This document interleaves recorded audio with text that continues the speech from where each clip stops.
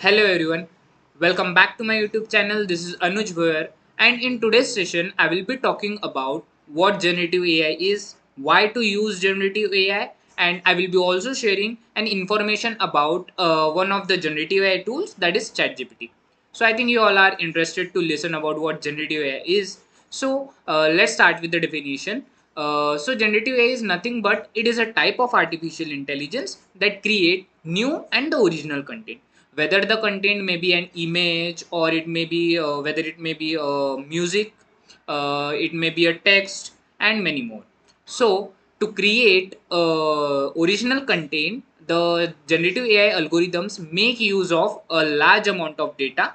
Talking in the context of large amount of data, for example, if you show the generative AI system a lot of pictures of cats, then what it will do is it will learn what about it, and it will make pictures of cats in different colors, that may be in different positions as well, and it can also make cats with moving audios and many more. So moving further, let's talk about ChatGPT, which is a generative AI tool.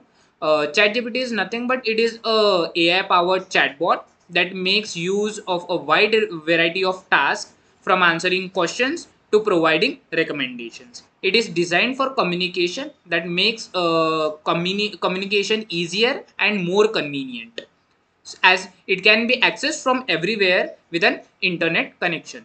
It is also available 24 by 7. ChatGPT is learning and constantly improving itself. So, the more you use ChatGPT, the better its understanding gets improved, and it will provide according to your needs and provides personalized responses. So if you are looking for fast and reliable source for your assistance or for your learning for and etc many more, so ChatGPT is a great option to consider.